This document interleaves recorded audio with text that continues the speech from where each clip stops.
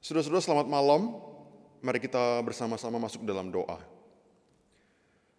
Tuhan, kami mengucap syukur di hari Rabu malam ini kami kembali boleh berkumpul bersama-sama. Kami menyembah Tuhan, kami berdoa kepada Tuhan, dan kami akan merenungkan firman Tuhan.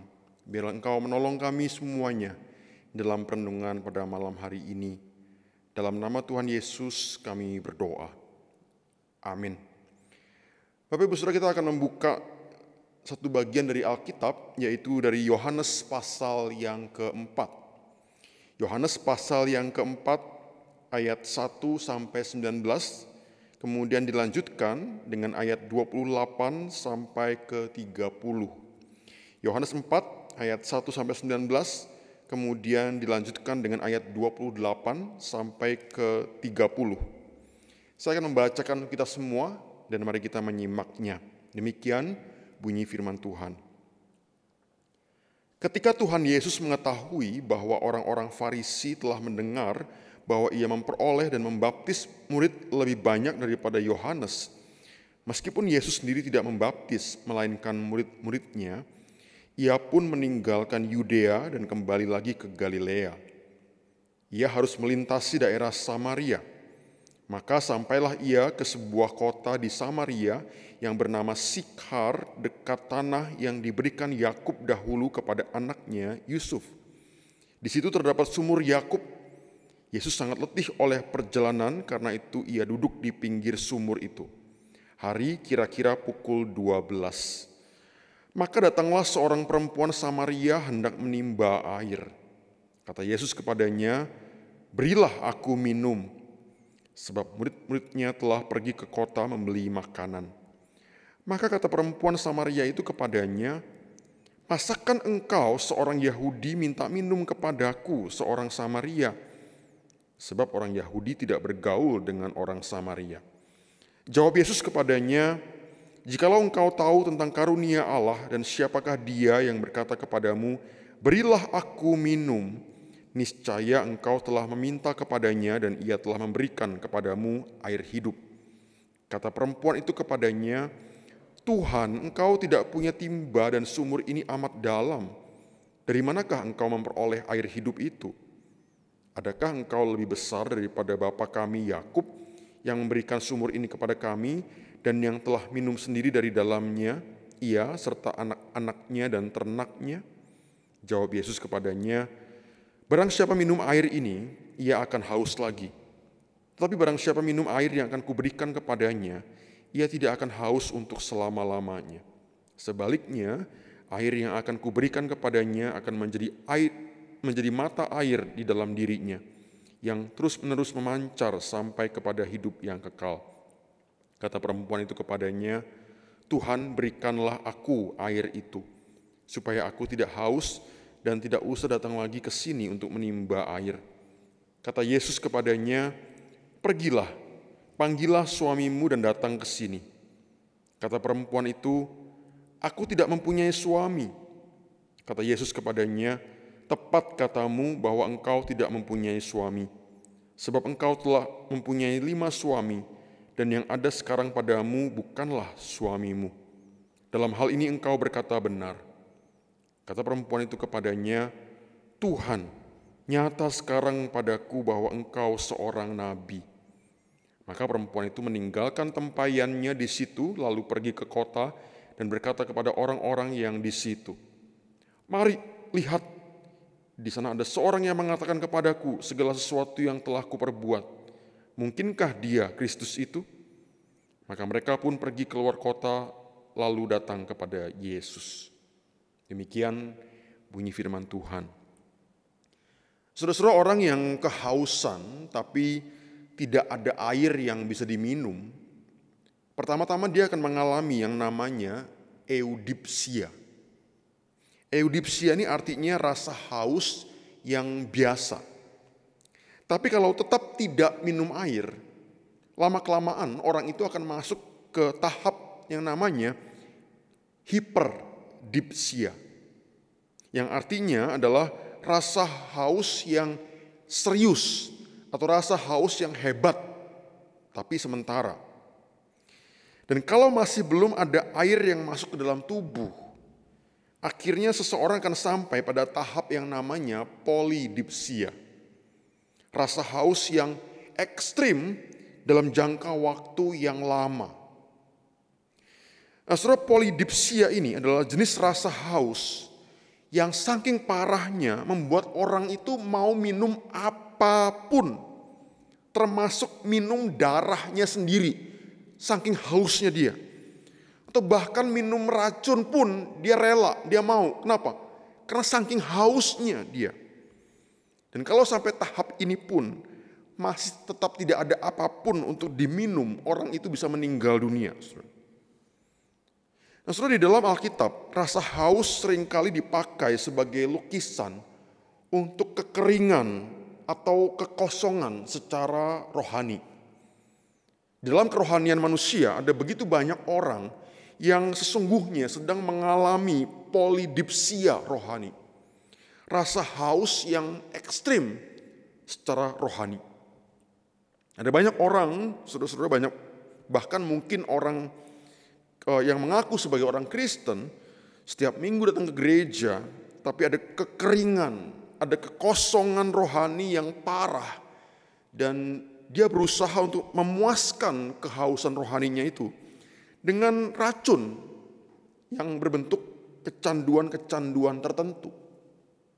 Misalnya, saudara, kecanduan dengan cara-cara yang jahat untuk dapatkan uang. Mungkin dengan perjudian, penipuan, berusaha untuk menumpuk uang dan kekayaan sebanyak-banyaknya. Karena dia yakin kehausan rohaninya itu bisa dipuaskan dengan uang yang banyak, dengan duit yang banyak, dengan harta yang banyak. Orang lain lagi kecanduan dengan percabulan misalnya. Dan dia mencoba untuk memuaskan polidipsia atau kehausan rohaninya itu dengan perselingkuhan, dengan perzinahan, atau dengan pornografi misalnya. Ada orang lain lagi yang kecanduan dengan posisi, jabatan, dan kuasa, dan mencoba untuk memuaskan polidipsia atau kehausan rohaninya dengan jabatan, dengan kuasa. Ada orang lain lagi yang kecanduan dengan mungkin narkotika, kecanduan dengan alkohol, dan memuaskan, dan berusaha untuk memuaskan polidipsianya atau kehausan rohaninya ini. Nah, saudara, kondisi kehausan rohani yang parah bukan cuma terjadi di zaman ini saja. Tapi inilah juga yang terjadi dengan satu orang perempuan yang bertemu dengan Yesus di sebuah sumur di daerah Samaria 2000 tahun yang lalu. Nah, saudara, firman Tuhan mencatat ia atau Yesus, ia pun meninggalkan Yudea dan kembali lagi ke Galilea. Ia harus melintasi daerah Samaria. Maka sampailah ia atau Yesus ke sebuah kota di Samaria. Dan seterusnya, maka datanglah seorang perempuan Samaria hendak menimba air. Kata Yesus kepadanya, berilah aku minum. Maka kata perempuan Samaria itu kepadanya, masakan engkau seorang Yahudi minta minum kepadaku seorang Samaria? Dengan kata lain, saudara-saudara, perempuan itu berkata, hah? Nggak salah. Kamu orang Yahudi minta minum ke saya, orang Samaria, nggak salah. Saudara-saudara, mari perhatikan rutenya Yesus, perjalanannya Yesus dari Yudea ke Galilea, dan itu lewat Samaria. Saudara, pada waktu itu, rute ini bukan rute yang normal untuk seorang Yahudi melakukan perjalanan antara Yudea dan ke Galilea. Orang Yahudi yang taat dengan agama tidak akan lewat jalan ini. Mereka akan ke timur dulu, ke kota Yeriko, kemudian ke arah utara, menyusuri sisi barat sungai Yordan, sampai ke Galilea. Kenapa begitu? Saudara-saudara, di zaman Yesus ada ketegangan yang luar biasa antara orang Yahudi dan orang Samaria. Mereka saling bermusuhan, mereka saling benci, mereka saling curiga. Ketegangan ini karena adanya konflik politik selama ratusan tahun. Karena masalah sara, suku, agama, ras, dan antar golongan. Ada tembok pemisah yang sangat tebal antara dua kelompok ini. Sampai selama berabad-abad orang Yahudi itu tidak berinteraksi sama sekali dengan orang Samaria. Bahkan semua benda yang pernah dipakai oleh orang Samaria untuk misalnya berbaring, untuk duduk, atau apapun, itu dianggap najis oleh orang Yahudi. Justru itu sebabnya waktu kita membaca bahwa Yesus waktu melewati daerah Samaria, kemudian dia bertemu dengan wanita Samaria dan ngomong-ngomong dengan dia, ini adalah pemandangan yang sangat aneh sekali. Tapi untuk berbicara kepada jiwa perempuan Samaria ini, Yesus rela menembus tembok permusuhan antar etnis. Saudara, tembok apa lagi yang tembus oleh Yesus demi berbicara dengan si perempuan Samaria ini? Saudara, orang Yahudi sangat menghindari interaksi dengan orang Samaria. Lebih-lebih kalau itu seorang perempuan. Dalam masyarakat Yahudi sendiri pun, saudara, laki-laki Yahudi yang dewasa biasanya tidak akan bicara dengan perempuan di tempat umum, tempat publik. Bahkan termasuk dengan istri sendiri. Kaum laki-laki juga menganggap semua perempuan itu tidak bisa diajak diskusi tentang hal rohani dan tentang Allah. Jadi diskusi tentang hal rohani atau tentang Allah itu hanya untuk kaum laki-laki. Dalam budaya pada waktu itu, seorang laki-laki single atau lajang itu tidak boleh dan tidak akan pernah bicara dengan perempuan di depan orang banyak. Yesus adalah seorang Yahudi, Yesus adalah laki-laki, Yesus lajang dan dipandang sebagai rabi yang religius, yang harus dan pasti mengerti bahwa secara tradisi dia dilarang ngobrol cuma berdua dengan seorang perempuan. Kecuali dia mengambil risiko akan dilihat dan dituduh coba-coba menggoda seorang perempuan. Dan semua yang dilarang oleh tradisi Yahudi ini dilakukan Yesus dengan minta minum dari seorang perempuan. Saudara, demi mengubah hati perempuan Samaria ini, Yesus rela menembus tembok pemisahan antar gender, pemisahan antar jenis kelamin di budaya pada waktu itu. Saudara, tembok permusuhan etnis dan tembok permusuhan gender yang ditembus oleh Yesus. Tembok apa lagi yang ditembus oleh Yesus demi berbicara dengan si perempuan Samaria itu? Nah, saudara, ayat ke-6 secara detail menunjukkan waktu kapan Yesus bertemu dengan perempuan Samaria itu. Hari kira-kira pukul 12. Dalam bahasa aslinya, dalam bahasa Yunani, itu adalah jam ke-6. Nah, saudara, budaya Yahudi itu menghitung jam dimulai dari matahari terbit. Jadi jam ke-6 itu artinya sekitar jam 12 siang. Saudara, budaya Yahudi juga mengatur bahwa mengambil air di sumur adalah tanggung jawab kaum perempuan. Tapi biasanya para perempuan akan ambil air itu di pagi hari, waktu matahari belum panas. Tapi Kenapa si perempuan Samaria ini pergi ke sumur dan ambil air jam 12 siang? Kenapa nggak di pagi hari? Kenapa dia nggak ambil air pada waktu masih pagi dan banyak orang di situ? Kenapa kok dia ambil air waktu semua perempuan nggak ada di situ? Saudara, firman Tuhan mencatat waktu Yesus berkata kepadanya, "Pergilah, panggillah suamimu dan datang ke sini." Saudara, perempuan itu menjawab, "Aku tidak mempunyai suami." Kemudian Yesus menjawab, "Tepat katamu bahwa engkau tidak mempunyai suami, sebab engkau sudah mempunyai 5 suami dan yang ada sekarang padamu bukanlah suamimu." Saudara-saudara, permintaan Yesus untuk memanggil suaminya pastilah membuat perempuan itu kaget. Dan dia menjawab, "Aku tidak punya suami." Tapi Yesus mengingatkan dia bahwa dia punya 5 suami. Yang artinya dia hidup dalam perzinahan. Dan laki-laki yang sekarang hidup bersama dengan dia itu mungkin suami keenam, atau TTMP, ya, teman tapi mesra pisan. Dengan kata lain, saudara, perempuan ini adalah seorang pezinah serial, orang yang kecanduan dengan dosa perzinahan dan penyalahgunaan seks. Saudara, perempuan ini adalah orang yang sesungguhnya sangat kehausan. Dia mengalami polidipsia, haus ekstrim secara rohani, dan mencoba memuaskan kehausan itu dengan kecanduan, dengan percabulan. Dan karena kecanduan perzinahan ini, saudara, dia sudah kehilangan semua harapan. Dia terisolasi secara sosial.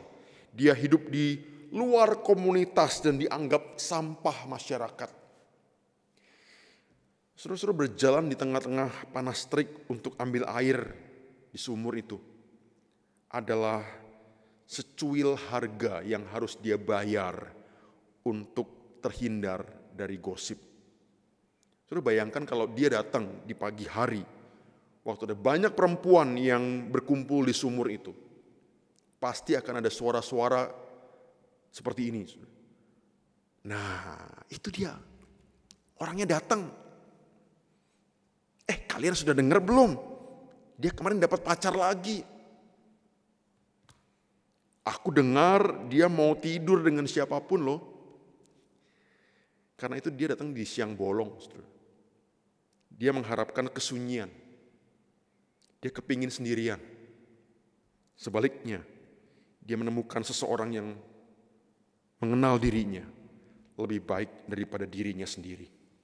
Dia bertemu dengan Tuhan Yesus. Dan Yesus dalam kekudusannya, dia rela menembus tembok keberdosaan dan ketidaklayakan dari perempuan ini untuk mengubahkan hidup perempuan itu. Saudara, Yesus berbicara kepada perempuan itu tentang air hidup yang dia berikan. Di ayat 13 dan 14 Yesus berkata, "Barang siapa minum air ini, ia akan haus lagi. Tetapi barang siapa minum air yang akan kuberikan kepadanya, ia tidak akan haus untuk selama-lamanya. Sebaliknya air yang akan kuberikan kepadanya akan menjadi mata air di dalam dirinya, yang terus-menerus memancar sampai kepada hidup yang kekal." Saudara-saudara, terhubungnya seseorang dengan hadirat Tuhan dalam hidupnya, itu akan seperti air yang mengalir terus. Punya kekuatan untuk memberi kehidupan. Punya kekuatan untuk mengalir ke tempat-tempat tersembunyi dan gelap dalam hati manusia. Punya kekuatan untuk melembutkan hati yang membatu.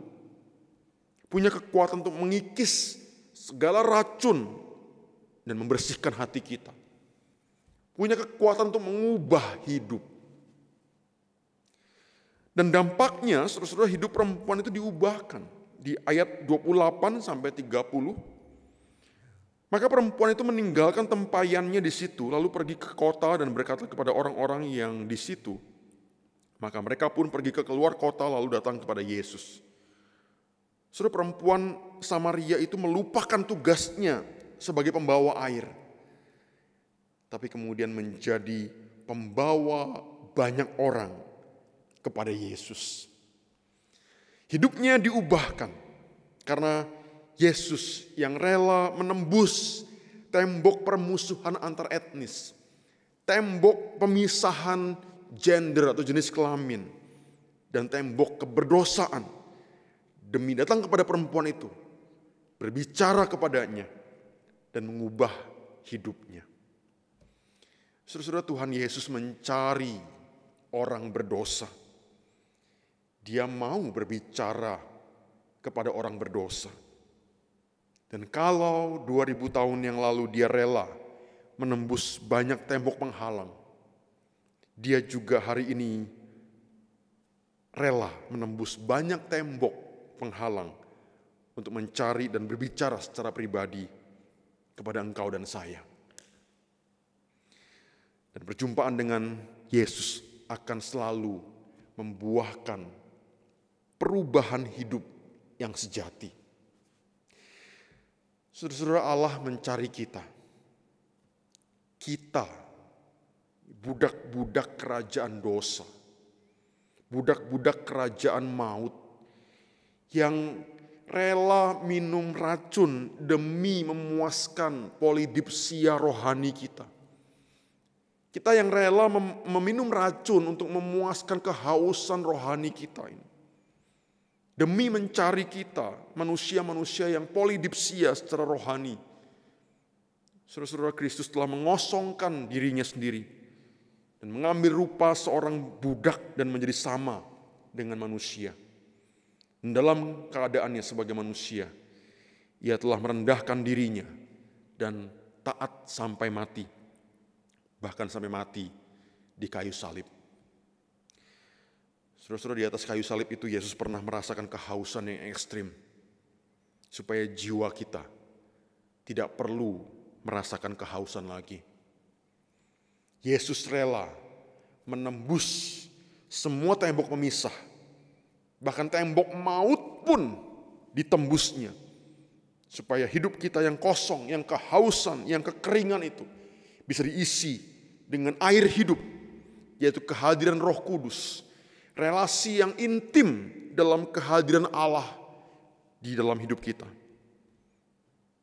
Seserius apakah Kristus mencari kita? Seserius salibnya. Saudara-saudara, kehausan ekstrim seperti apakah yang hari ini sedang ada dalam hidup kita? Apakah saudara merasa hidup ini sedang dalam kondisi polidipsia rohani? Kehausan rohani yang ekstrim? Kehausan rohani yang sangat gawat sampai-sampai kita rela minum apapun termasuk racun. Racun kecanduan dengan uang, racun kecanduan dengan posisi, kuasa, kecanduan dengan percabulan, perzinahan, dengan pornografi dan segala hal yang merusak. Sudah dalam kondisi polidipsia rohani perempuan Samaria 2000 tahun yang lalu, Tuhan membanjirinya dengan air hidup. Dan malam ini dia rindu melakukan itu lagi di hati setiap kita. Malam ini Tuhan rindu melawat dan menyapa hidup kita dan mencurahkan air hidupnya. Saudara-saudara, saya tidak tahu kecanduan apa yang ada di dalam hidup kita. Tapi malam ini Tuhan rela menembus semua tembok ketidaklayakan kita dan membanjiri hidup kita dengan kehadirannya yang membawa perubahan hidup. Tidak ada hidup yang terlalu parah untuk diubahkan oleh Yesus. Bagi kita yang hari ini, yang malam ini merasa tidak berharga, saudara-saudara, Yesus mau hadir dalam hidup kita. Dia mau mengatakan, engkau sangat berharga. Kalau saudara bertanya, seberapa berharganya sih saya, Tuhan? Kristus akan menjawab, semahal pengorbananku di kayu salib. Semahal pengorbananku di kayu salib. Bagi engkau dan saya yang hari ini mungkin merasa tidak layak di hadapan Tuhan, Yesus mau menembus semua tembok ketidaklayakan itu dan bertemu dengan kita muka dengan muka. Apakah ada saudara selama ini yang belum sungguh-sungguh percaya dan menerima Tuhan Yesus sebagai Tuhan dan Juru Selamat pribadi saudara? Mari datang kepadanya. Allah rindu menyapa hidup saudara. Dia mengasihi kita dengan kasih yang dahsyat, yang jutaan kali lebih kuat daripada kasih mama kita kepada kita.